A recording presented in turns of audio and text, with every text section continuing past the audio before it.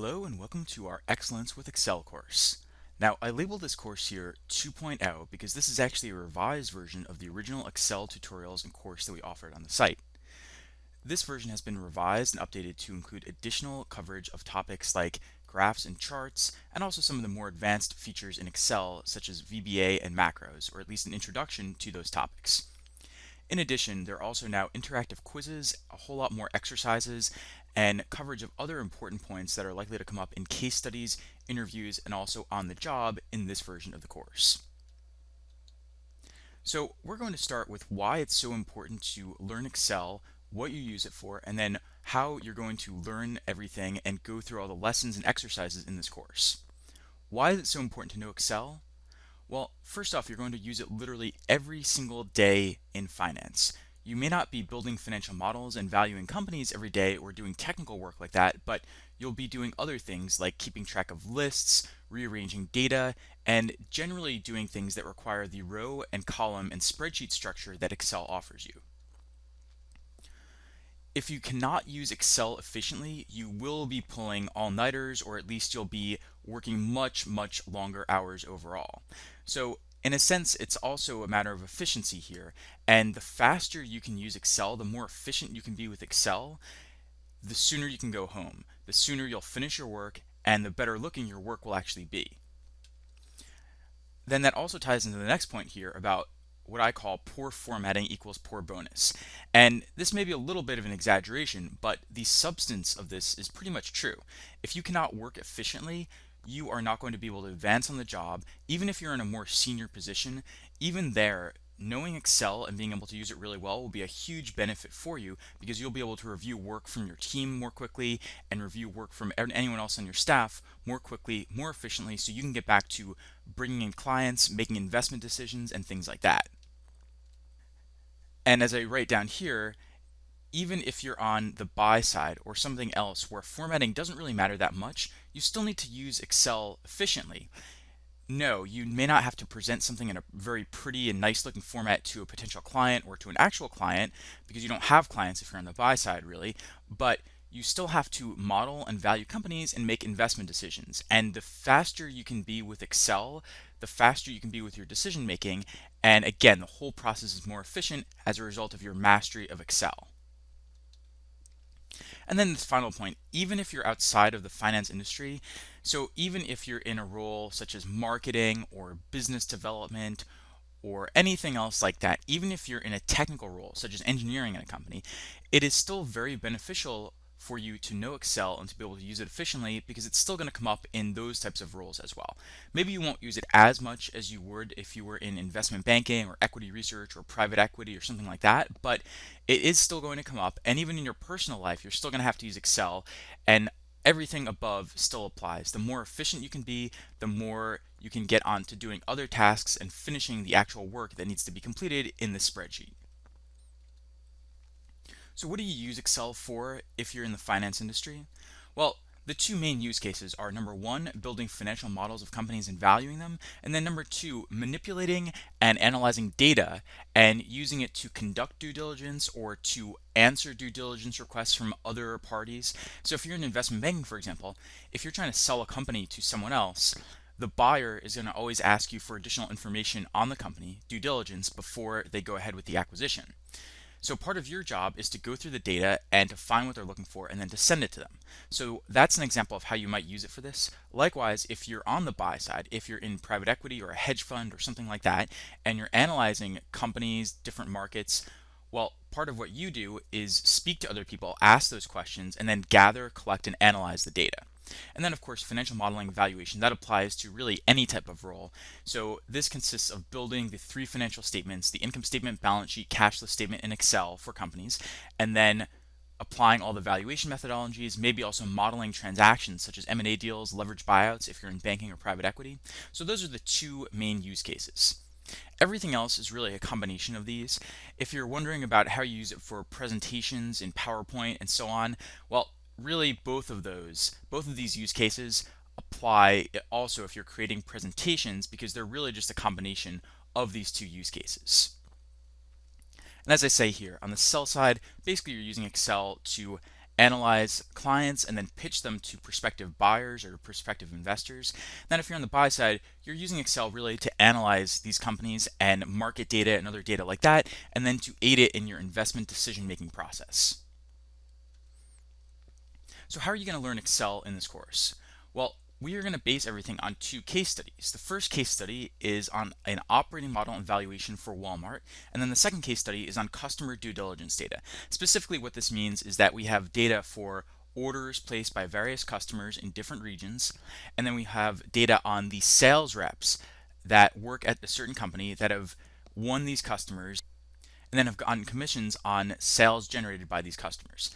So again, these correspond to the 2 use cases that I spoke about earlier, modeling and valuation, and then data analysis and manipulation, and that's how we're going to be going through and learning Excel here. Basically, what we're going to be doing with both these case studies is we'll be starting with files that have a lot of errors and are incorrect and are missing a lot of information and formulas, and then we'll go through and complete them. Now, as part of that process, you're going to complete dozens of exercises, answer quiz questions and everything, and generally try to interact with the material as much as possible so you can learn it efficiently. The overall method that I recommend, not to go too much into theory, but just to sort of lay out how I recommend going through all the lessons in this course, this is something we call the BASES method. BASES stands for before, after, study, execute, and scrutinize. And here's what this actually means and what I recommend doing when you're moving through these lessons. The first thing you want to do is look at the before and after Excel files. So don't just jump into the video right away. What you want to do first is pull up both files and note any differences and see if you can already guess in advance how we move from the before file to the after file.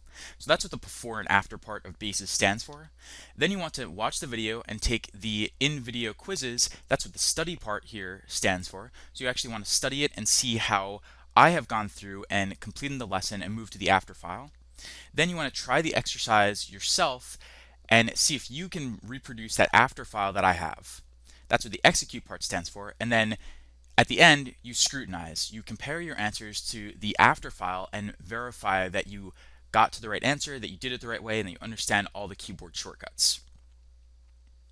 So this is the BASES method and what I recommend for not only the Excel course, but really all the other courses on the site. Here, I'm just explaining how to apply it specifically to the Excel course though. Now, what happens if you go through that but you still don't get it or you still don't understand something? Well, the first thing you want to do is review the quick reference guides and the transcripts that we have below each lesson. We have a number of quick reference guides in this course covering the shortcuts and then various topics like formatting, formulas, and so on. So you want to go through those and make sure you get all the shortcuts from those. You also want to take a look at the transcripts. I speak very quickly sometimes, and in some cases, it will be easier to get the key information from transcripts, especially if you are not a native English speaker. I know how difficult it can be to understand video, which is why we also provide transcripts for all the lessons in this course and then also across the other courses on the site. You also want to look at questions and comments left by other students of this course. They can be very insightful and can answer some of the most common questions you have. As I record these videos, of course, I don't know in advance every single question that you'll have, but if you go and look at the questions and comments left by others, a lot of very, very common questions have already come up and been answered over time, so you want to look at those. If you still can't get your answer from those, you can just leave a question below this video. This course is designed to be interactive. You should not just watch everything here passively. You actually want to interact and leave questions, complete exercises, take quizzes as much as possible.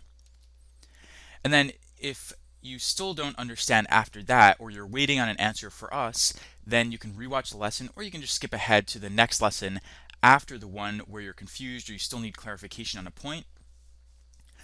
Although everything here is connected in a sense, you don't actually need to go through everything sequentially. A lot of the lessons are based more on discrete concepts that are separated from everything else, so you don't need to have necessarily completed everything before a current lesson in order to understand what's going on in that lesson. So what's our plan of attack for going through this course? Well, there are 7 modules. The first one just covers an overview of Excel, what we're going through right now, and then how to set up Excel properly. This may seem silly, but it's important to go through this because we've gotten a lot of questions over the years on what happens because various settings in Excel are not set correctly, so we want to cover this in some level of detail. The second module will cover basic navigation and how to manipulate and enter data and formulas in Excel. Again, this may sound basic, but there are some very important points here that you may not realize even if you're a fairly experienced user of Excel. Then we'll go into formatting, which again, it may sound like more of a basic topic, but it's very important to be efficient with this. Also, formatting, more so than some of the other features in Excel, has actually changed over time in terms of the shortcuts and the features available. So there will probably be some new things here that you may not be aware of or that you haven't used in the past that will make you more efficient in Excel. Module 4 is shorter than the others. This will be about display and printing, so how to group and hide data, rows, and columns, how to freeze panes, zoom in, zoom out, and then how to set up your Excel files properly so that they show up correctly when printed out.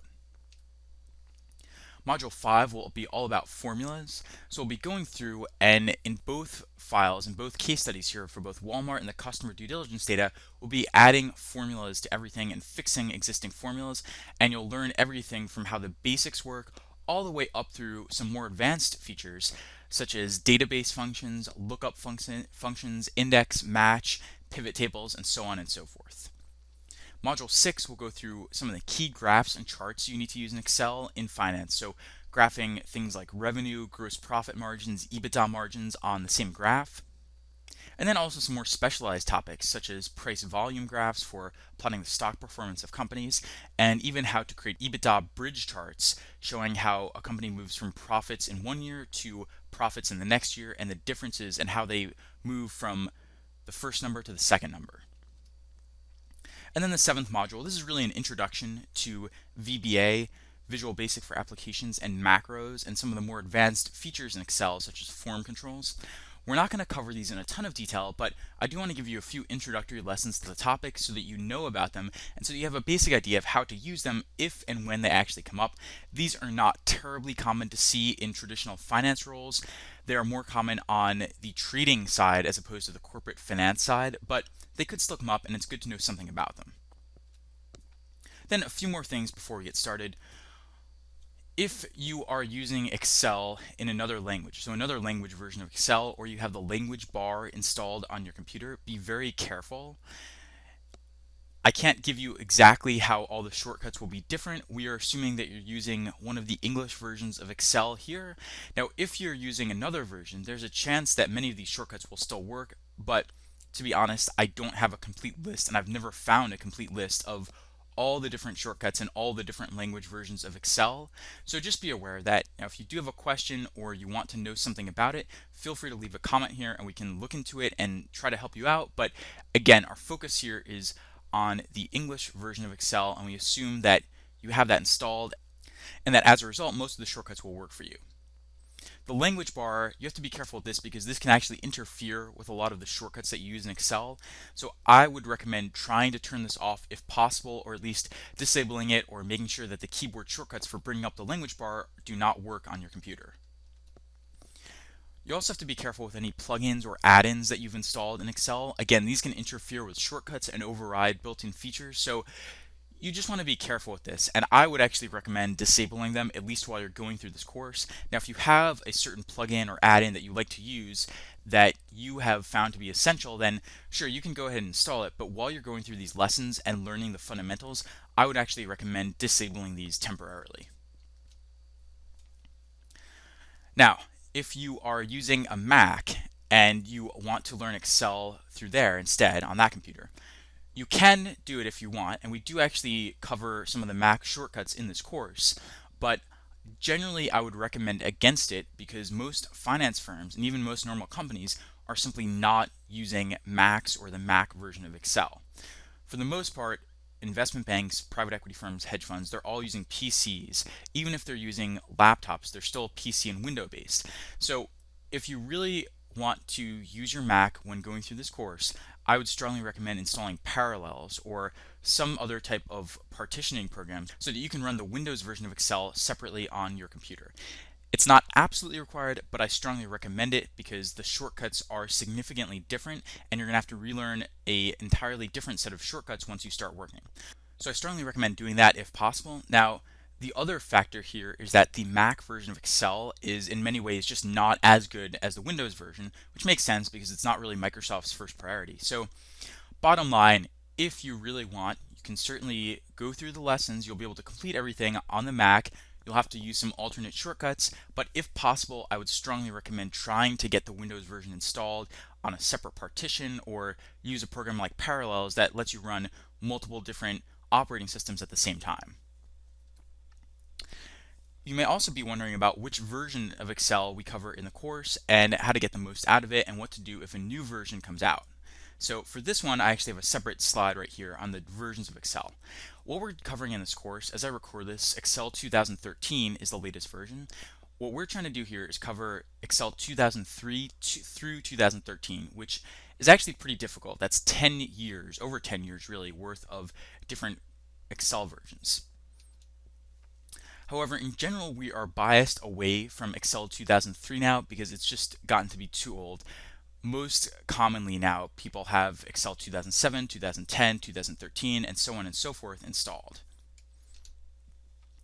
If you're wondering about which specific version you need, well, the truth is that 2003 is very different from these others, but 2007, 2010, 2013, they're all pretty similar. The same types of shortcuts work in all of them. There are not any major differences in the interface between all these versions. So if you have one of these installed, you are fine. And if you are looking at this video quite a while afterward and you have a newer version, so you have Excel 2015 or 2016 or whatever they eventually release installed, well, chances are the interface is going to be very, very similar. Microsoft hasn't shown any indications that they're going to completely change around the interface for Excel. What I've done in the course as a result of this is anything that works in 2007, 2010, and 2013 or future versions I've labeled 2007 plus, and that's what that denotes. And there are some shortcuts that work in 2003 and also work in these versions, but in general we want to focus on shortcuts that work from 2007 onward. So that's the distinction. We have 2003 shortcuts and then 2007 plus shortcuts. And as I say here, yes, Mac also works. You could use the Mac version of Excel, but in general I recommend trying to use Parallels or at least trying to use a Windows version of Excel if you can get your hands on it and go through and learn the shortcuts like that instead. So what if a new version comes out? What if you're watching this a few years afterward and a new version has already come out, or if you're watching it right now and a new version comes out in the future? Well, the truth is that the shortcuts covered here will still work. Even if you go back to the versions of Excel released in the 1990s, guess what? The shortcuts there still work even in Excel 2013. So even 20 years later, the shortcuts still work. Microsoft likes to make their programs backwards compatible. So you're not going to lose out on anything. You don't have to buy a new course. We're not going to try to sell you a new course just because a slightly new version comes out and tweaks a few things. If something doesn't work, if something actually happens to be broken, then we'll update the course. What I mean by that is that in the guides and the text below the videos, we'll update it so you have the most recent shortcuts and so everything works properly on your setup of Excel. And then also in the future, we may add a module on version-specific shortcuts and other features. So that's the general routine that we're going to follow when and if a new version of Excel actually comes out in the future.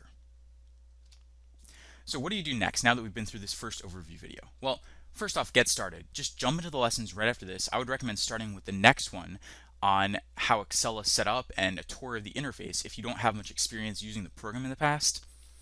Now, if you already have some experience, you already know the basics of Excel, I would skip to the Quick Start Guide covered in lesson number 5 here.